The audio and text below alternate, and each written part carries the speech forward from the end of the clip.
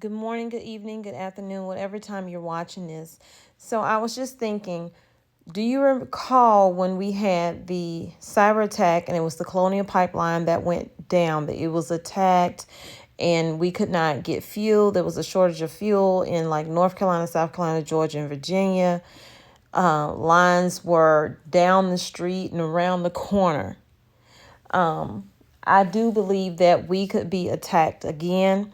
The president has already said that we are on the verge of being attacked, and it will probably be our energy that is attacked. So, that being said, are we better prepared today than we were then?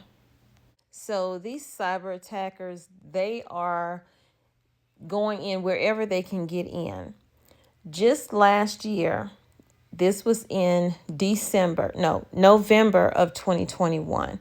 I was trying to get information from a job that I had previously worked at Head Start, and it had to come from Human Resources and Payroll. Well, they could not get that information for me because they said they had been cyber attacked. Their system was down. They didn't know when it was going to be back up. They just knew it would be a while. Well, it took 2 months for them to get that back on track. So imagine having to come up with a new way to pay your employees. That's what they had to do. I kept checking back every couple of weeks. System was still down. They could not get in it. So they literally had to come up with another way to pay their employees. So that's one element that not a lot of people think about when they think about being cyber attacked. First thing they think is fuel and energy and all of that stuff. Well, they are cyber attacking small things in order to figure out how to get to the big things. We had a cyber attack on the water. We've had cyber attack on windmills. I mean, you name it, they have tried, and sometimes they succeed. So get as prepared as you can for the event that the grid goes down. Have a way to have your food be able to be stored even with the power down. Have a way to have security in your house even though the power is down. I just wanted to bring that to your attention because not a lot of people are talking about it or even thinking about, what all can be affected by that. The grocery stores, the gas stations, the truck drivers, trains, anything that uses energy. So I don't want to keep you. I'm going to let you listen to what they had to say about when this took place, what all happened, and are we better off now than we were then? In early May, gas prices, which were already rising due to lifted pandemic restrictions, shot up. And it had a lot to do with this.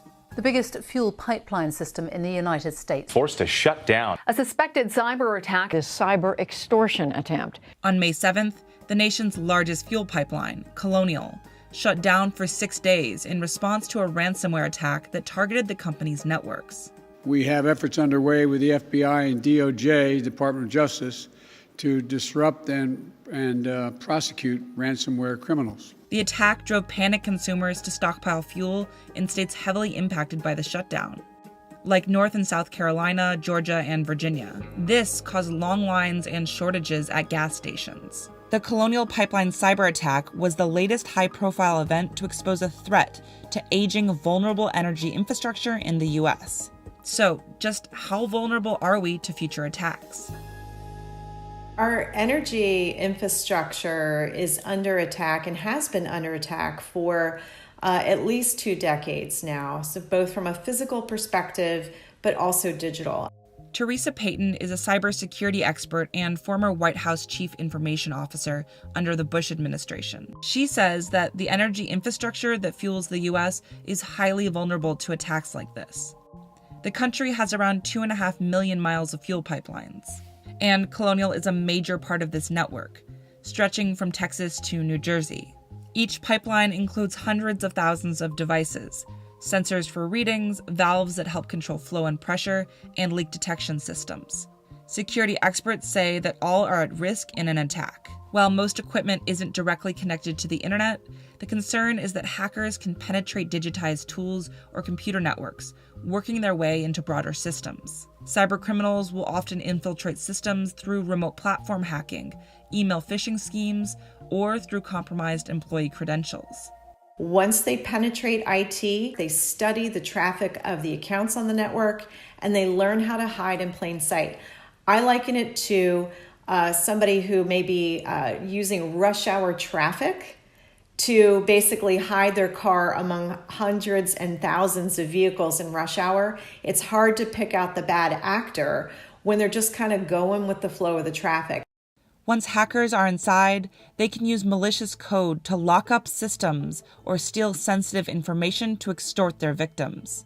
And these type of cyber attacks can have far-reaching effects. You have seen after hurricanes where that has taken part of our energy infrastructure offline, and sort of what the downstream impacts are for weeks and months afterwards. And so a cyber incident can have the same or even more devastating effects on our energy ecosystem. So why are the nation's most critical energy systems so exposed to cybercrime? Peyton says that as older systems are updated and digitized, they've become more complex, which hackers have taken advantage of.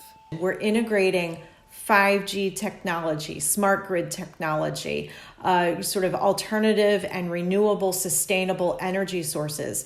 And each time you layer on these new technologies are unproven as far as how they will stand up to a cyber attack. In the U.S., there's also high demand for energy to always be on and working, which makes it difficult for systems to be updated. Replacing outdated systems is also expensive and time-consuming. But it's not just aging infrastructure and a lack of resources that expose energy systems to cyber attacks. Experts say that hackers are becoming increasingly organized within the ransomware industry. They'll use a combination of burner phones, dark web forums, using handles in Reddit, using code words when they're trying to recruit people. And with more and more Silicon Valley companies rolling out encryption built in as part of messaging platforms, it makes it simpler for them to just use commercially available tools.